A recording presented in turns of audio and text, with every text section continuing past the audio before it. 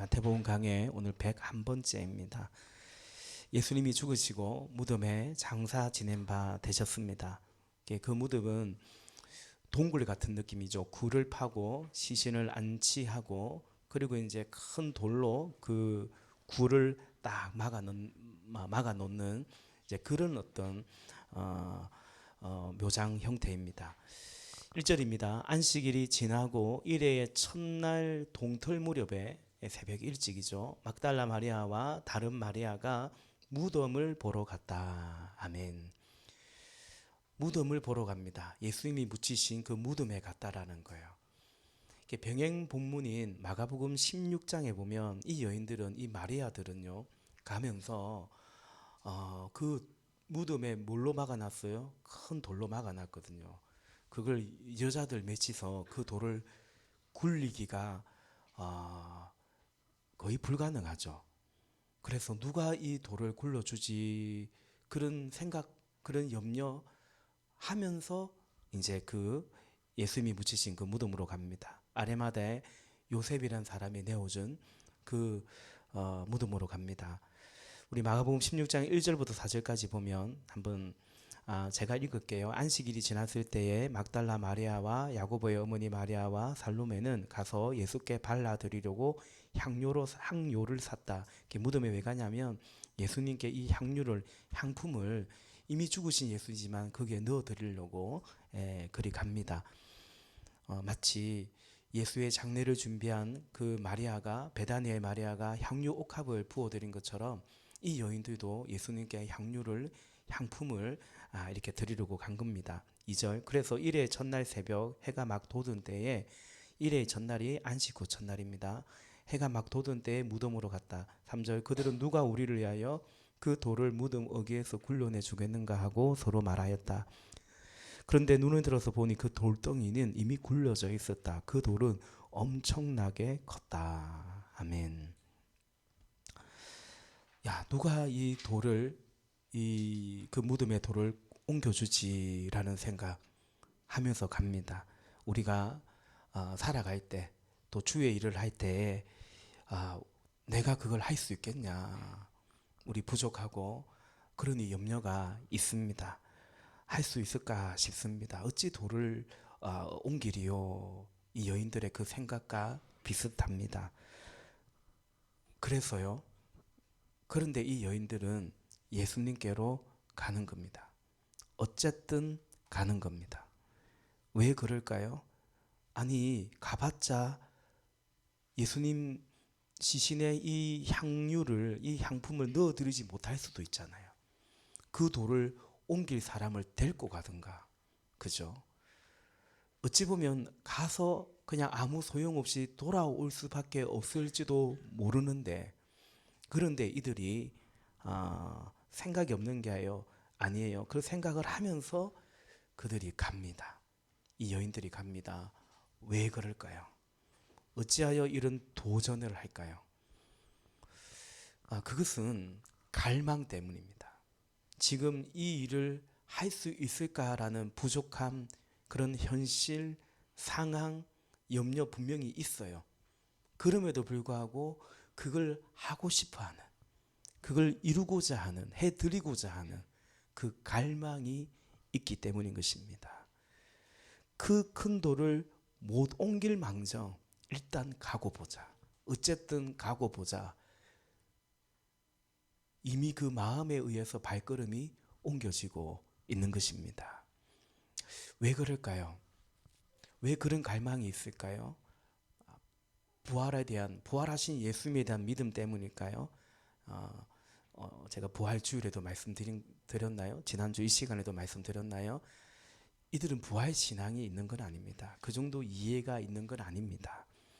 믿음이라기보다는 사랑 때문입니다.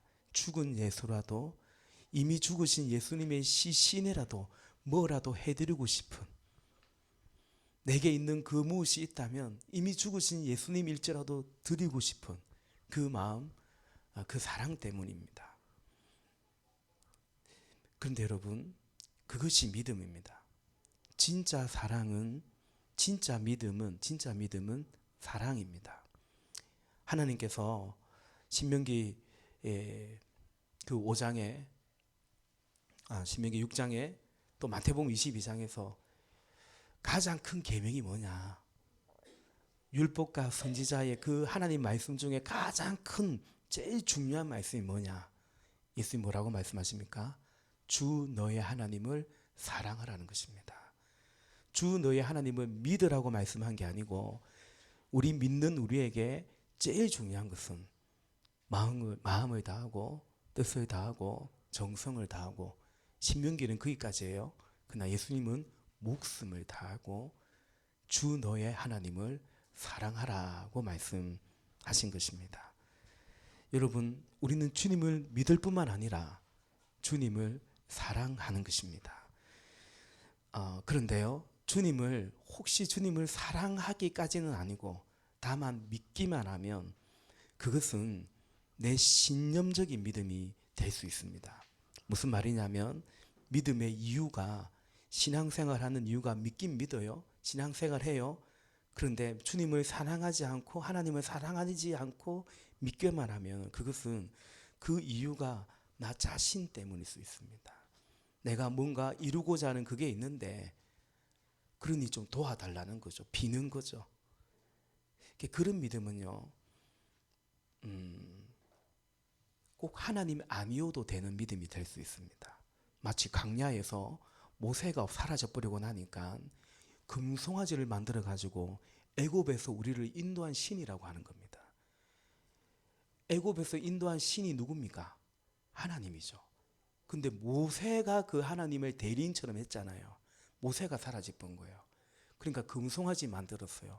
애굽에서 인도한 것처럼 이제 이 광야에서 우리를 인도한 신이라고. 누가요? 금송아지가. 상관없다라는 거죠. 지금 우리에게 필요한, 나에게 필요한 하나님, 나에게 필요한 신이면 되는 거예요. 그게 바르지 않은 믿음이죠. 우리가 하나님을 믿으시고요. 또한 하나님을 그렇게 사랑하시기를 바랍니다. 여러분, 주님을 섬기는데 섬기기 어려운 이유가 늘 있습니다. 제가 언젠가 하박국서 설교를 할 때 그런 말씀 드렸습니다. 예수 믿기 좋은 환경은 잘 없습니다. 뭔가 일이 술술 풀리고 부족한 것이 없어도 신앙생활 하기가 쉽지 않습니다. 배부르고 등 따신데 신앙생활 하는 게 쉽지 않습니다. 반대로 고난과 여건과 어려움 속에 신앙생활 하는 거, 그럼에도 주를 믿고 주의 계명을 따라 살아가는 거 쉽지 않습니다. 그러니까 예수 믿기 좋은 환경이란 제가 볼 때는 없습니다. 우리가 육신 안에 있고 이 땅에 살아가면서요. 그러니 사실은 오늘 결론과도 같은 말씀인데, 신앙생활은요, 되는 거 봐서 내 삶에 뭔가 이루어지는 거 봐서 그러면 뭘 한다, 이 믿음 아닙니다. 다니엘처럼 뜻을 정하고 가는 겁니다. 이렇게 되면 뭐가 채워지면 내 그때 어떻게 헌신하겠다. 그때 내가 목자하겠다. 그때 내가 주를 위해 뭘 하겠다. 아니요. 다니엘처럼 있잖아요. 신앙생활은 뜻을 정하는 거예요. 그리 아니하실지라도 이게 믿음이에요. 먼저 하나님의 나라와 의를 구하는 것이, 이 모든 것 더해 주시면 그러면 하나님의 나라와 의를 구한다는 게 아니고요. 먼저 하나님의 나라와 의를 구하는 거. 그게 믿음이죠. 여호와는 나의 목자시니 내게 부족함이 없으리로다. 내게 부족함이 없기 때문에 여호와는 나의 목자시다. 그게 아닌 것입니다. 오늘 주님을 섬기는데 뭔가 부족한 거, 저 돌은 누가 옮기지? 안 될 이유에 묶이지 마시고 주님을 사랑해서, 그렇기 때문에 우리는 연약하지만 주님을 사랑하기 때문에 어떻게 합니까? 기도하고 순종하며 그렇게 주님께 나아가시기를 주님의 이름으로 축복합니다. 그리할 때 오늘 이 여인이 부활의 주님을 만난 것처럼, 부활의 주님의 첫 증인들이 될 수 있었던 것처럼, 우리도 나는 할 수 없으나 지금 뭔가 여의치 않으나 그러나 주님을 사랑하며 또 주의 말씀이기에 기도하고 순종하며 나아갈 때 우리는 이 여인들이 할 수 없는 큰 역사, 엄청나게 큰 돌이라고 하잖아요. 하나님의 역사를 경험했듯이 우리 또한 살아계신 하나님을 그 역사를 경험할 줄로 믿습니다. 이것은 개인적으로도 그렇고요. 또한 공동체적으로도 그렇습니다. 우리가 예배당 건축할 때 저는 기도합니다. 이건 공동체 일이잖아요. 우리 모두의 일이잖아요. 공동체적으로 우리 모든 성도들이 하나님의 역사를 경험하기를 기도하며 나아가는 것입니다.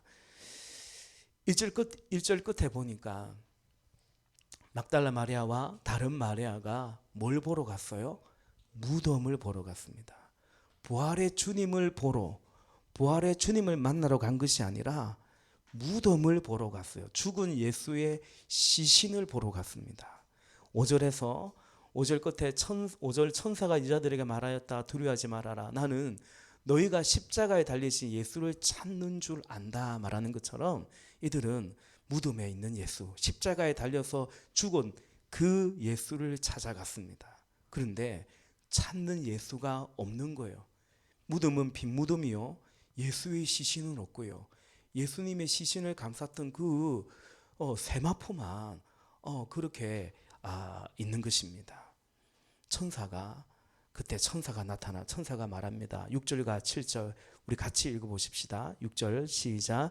그는 여기 계시지 않다. 그는 살아나셨다. 와서 그가 누워 계시던 것을 보아라. 그리고 빨리 가서 제 아들에게서 전하기를 그는 죽은 사람들 가운데서 살아나셔서 그들보다 먼저 갈릴리로 가시니 그들은 거기서 그를 뵙게 될 것이라고 하여라. 이것이 내가 너에게 하는 말이다. 아멘.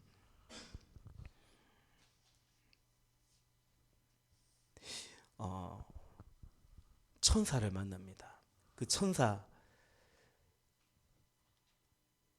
앞에 무덤을 지키던 그 군병들은요, 어떻게 됐냐면 4절에 보니까 죽은 사람처럼, 지키던 사람들은 천사를 보고 두려워서 떨었고 죽은 사람처럼 되었습니다.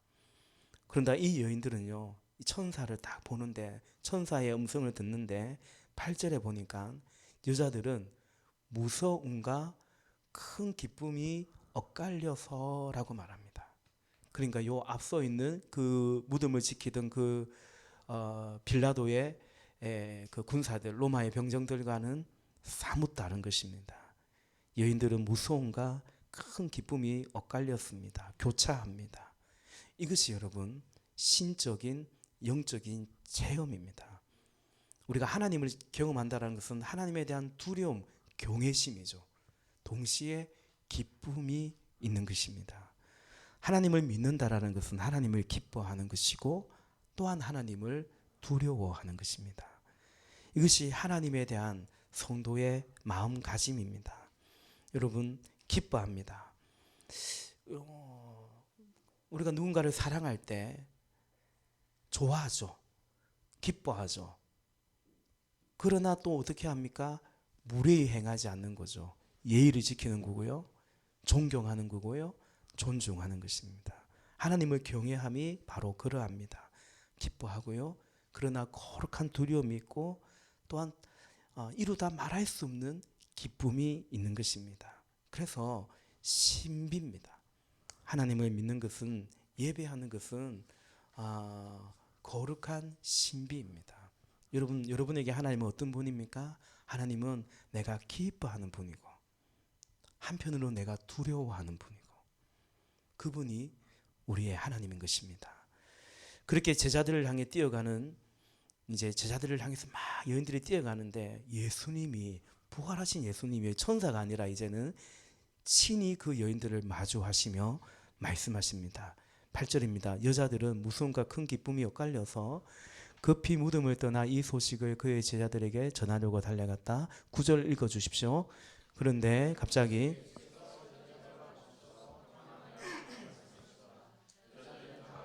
그의 발을 붙잡고 그에게 절을 하였다. 아멘. 예수님은, 부활하신 예수님은 제자들에게도 첫 마디가 뭡니까? 너희에게 평강이 있을지어다. 오늘 이 여인들에게도 평안하냐 라고 말씀하십니다. 왜 예수님은 그러실까? 평안을 주고 싶어서 그런 거죠. 근데 그 이상입니다.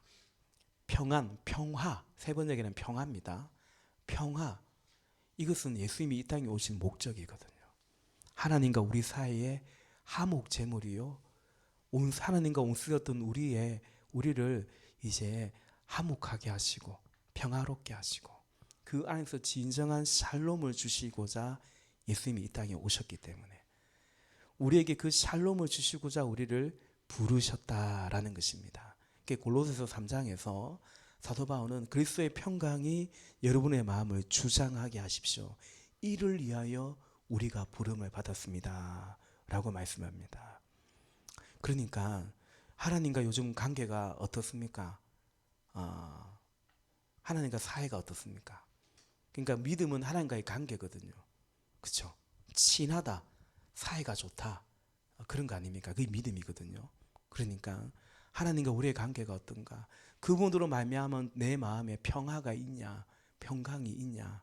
제가 여러 번 말씀드렸죠. 신학교 다닐 때 저희 룸메이트였던 네팔의 그 형제, 지금 목사님인데요, 그냥 기도해 달래요. 왜? 마음에 평화가 없대요. 기쁨이 없대요. 저는 뭐 살다 보면 그럴 수 있지, 뭘 살다 보면 그럴 수 있지, 맨날 뭐 기쁘냐, 뭐 맨날 뭐 마음이 뭐 평안하냐, 아니라는 거죠. 그리스도의 평강을 위해서 우리가 부름 받았다라는 거죠. 항상 기뻐하라고 성경이 말했다는 거죠. 제가 그런 고백을 했죠. 뭐냐, 뭘 예수를 그렇게 믿어? 그걸 그대로 믿어? 그대로 믿는 거예요. 항상 기뻐하라고 했으니까. 예수님 때문에. 그리스도 예수 안에서 우리를 향한 하나님의 뜻이니까. 그리고 며칠 후에 기도해줘서 고맙다고, 기도하긴 했습니다. 기도해줘서 고맙다고, 자기가 왜 마음에 평안이 기쁨이 없는지를 깨닫게 되었다고. 근데 그게 해결됐냐? 해결된 건 아니고 깨닫게 되었고 그걸 주님께 맡기게 되었다고. 그래서 다시 마음에 평안이, 기쁨이 회복되었다고 말하는 거예요. 여러분 평안하십니까? 평안하시기를 빕니다. 그 평안이, 혹시 그 평안이 없는 채로 뭐 그럴 수도 있지, 마치 당연하듯이 평안이 없는 채로 걱정, 두려움, 염려, 미움, 분노, 그 속에 살아가지 마시고 주의 말씀 앞에서 주의 평안을 구하고, 문제보다 크신 하나님, 내가 산을 향하여 눈을 들리라. 나의 도움이 어디 있을꼬. 그죠? 문제보다 크신 하나님, 그분의 얼굴을 구하며, 그래서 주님의 평안을 구하고 그 평강이 여러분의 마음을 주장하시기를 주님의 이름으로 축복합니다. 예수님이 이 여인들에게 말씀하세요. 천사도 말했지만 예수님도 말씀하세요. 마지막 10절 같이 읽읍시다. 시작. 그때 예수께서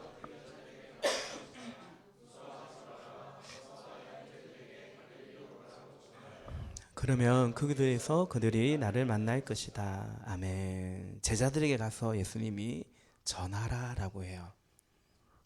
뭘 전하라고 하냐면 갈릴리로 가라고. 지금 어디에 있어요? 제자들은 예루살렘에 있어요. 예루살렘의 은신에 있죠. 숨어 지내고 있습니다.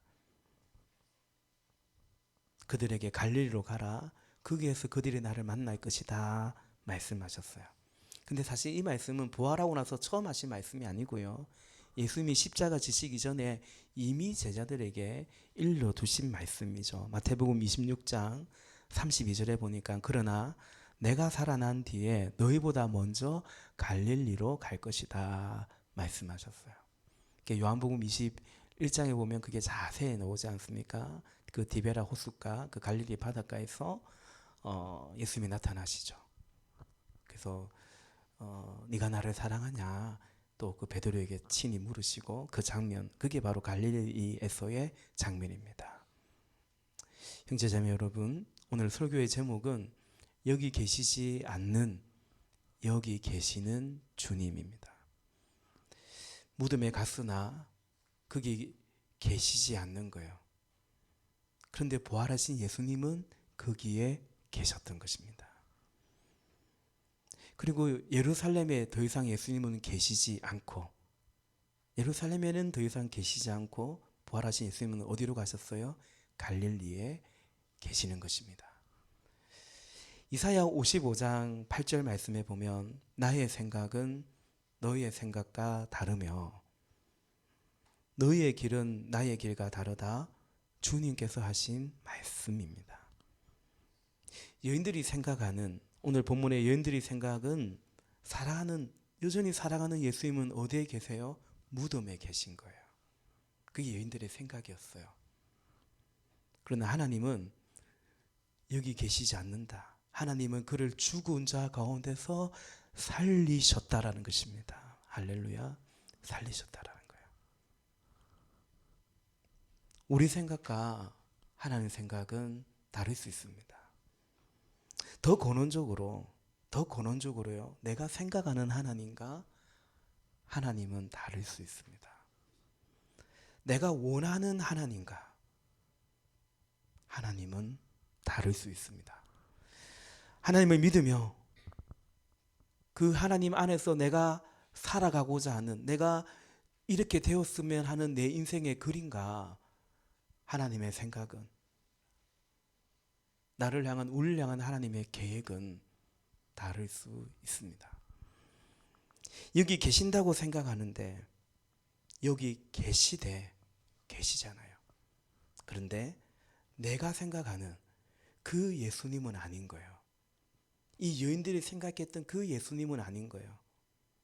여기 계시지 않는, 그러나 여기 계시는, 내가 생각하는 그 죽은 그 주님은 아닐 수 있다라는 거죠. 죽은 예수의 시신이 아니라, 그 예수가 아니라 부활하신 예수, 나로서는 상상도 못한, 전혀 생각지도 못한 그 예수, 나로서는 내가 도저히 그걸 어떻게 감당할 수 있을까? 그러나 하나님이 이런 나를 통해서, 이런 우리를 통해서 일해 가시는 그 하나님의 역사가 있는 것입니다. 여인들은 그렇고요. 제자들은 어떻습니까? 오늘 본문에 제자들은 등장하지 않죠. 제자들은 지금 무슨 생각하고 있을까요? 제자들은 이제 더 이상 예수님과는 끝이라고 생각하고 있겠죠. 죽었으니까. 그 주님을 따라 죽었어야 되는 건데 후회가 많아요. 배신까지 했으니 이제 그 모든 세월이 다 부인되는 것 같고요. 끝인 거죠. 그러나 예수님 생각은 다릅니다. 다시 갈릴리로 가라. 갈릴리는 어떤 곳입니까? 이 제자들과 예수님이 처음 만난 곳입니다. 예수님이 그들을 부르신 곳입니다. 갈릴리로 가라고 합니다. 첫 만남의 자리로 가라는 것입니다. 끝이 아니라 다시 시작하자고 말씀하시는 것입니다. 이제 다 끝났다고 생각하는 제자들에게 예수님은 아니야, 다시 시작하는 거야. 아니, 이제부터가 진짜 시작이야. 게임은 지금부터야. 그리스도 안에서 새로운 피조물이 된 거예요. 이전 것은 지나갔으니 보라, 새 것이 되었도다 말씀하시는 거예요. 제자들은요, 우리 부활주일에 말씀드린 것처럼 난 이제 뭐하고 살아? 내가 뭐 필요한 사람이겠어? 뭘 할래도 내게 가진 게 뭐가 있어? 난 철저하게 실패자다. 막 되는 게 없다. 그런 절망의 제자들에게 주님은 여전히 처음 그들에게 하셨던 말씀처럼 나를 따라오라. 내가 너희를 사람 낚는 어부가 되게 하겠다 하신 그 첫 부르신 그대로 아버지께서 나를 보내신 것 같이 내가 너희를 보내노라 라고 주님은 말씀하시는 것입니다. 제자들은요, 이럴 줄 알았으면 예수님 따라간 것도 후회가 되고, 아니 따라갔다면 차라리 따라 죽었어야 되는 건데 그러지 못한 것도, 그렇죠, 우리가 뭐 쉽게 죽을 수 있습니까? 그러지 못한 것도, 부인한 것도 후회가 되고, 후회가 막급한데, 후회 막심인데요. 근데 주님은 뭐라고 말씀하시냐면 이 제자들에게 마치 그 로마서 11장 29절 말씀처럼 하나님의 은사와 부르심에는 후회하심이 없다라는 거예요. 나는 후회하지 않아. 그리고 늘 그 은사, 은혜, 선물 난 철회하지 않아. 줬다가 뺏지 않아. 야, 네가 나한테 그랬어? 그거 다시 가져와. 그러지 않는다라는 것입니다. 우리는 후회합니다. 우리 목사님들에게 고백했는데 저는 건축의 여정 속에 후회를 정말 많이 했습니다. 참 부끄럽지만 괜히 불쑥불쑥 괜히 내가 왜 그랬지? 저 돌은 누가 옮기지?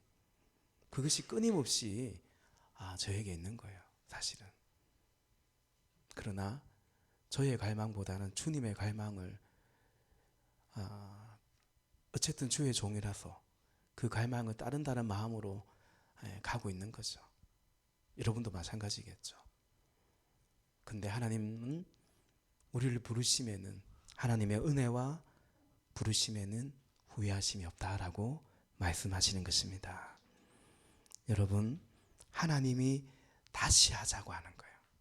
다시 갈릴리로 가. 다시 시작하자. 진짜는 이제부터야. 이것이 우리를 향한 우리 주님의 사랑인 줄로 믿습니다. 여러분, 하나님의 다시가 뭘까요? 예수님의 다시가 뭘까요? 이게 구원입니다. 우리는 회개해놓고 다시 죄 짓거든요. 근데 하나님은 다시 용서하시거든요. 그래서 구원받는 겁니다. 나는 회개한 뒤로 다시는 죄를 짓지 않아서 구원받는 게 아니고요. 다시 죄를 짓는데 다시 용서해 주셔서 그 은혜로 구원받는 겁니다. 이건 처음부터 그랬어요. 창세기 4장 25절과 26절에 보면 아담이 다시 자기 아내와 동침하였다.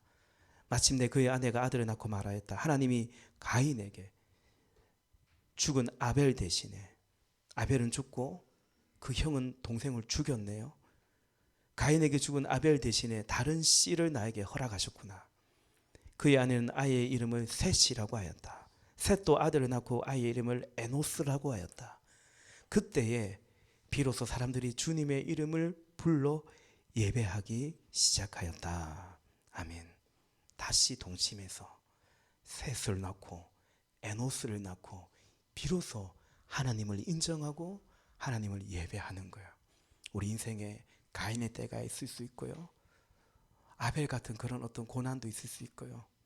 그런 우리 인생 가운데 하나님이 다시 동침하게 하시고 다시 은혜 주시고 다시 주를 향해 헌신하게 하시며 우리에게 셋을 허락하시고 셋의 인생의 때를 허락하시고 에노스의 인생의 때를 허락하셔서 비로소 하나님을 경외하고 주님을 사랑하고 예배하는 그런 우리의 인생인 것입니다.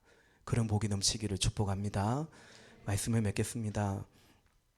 여인들이 찾는 예수는 없었어요.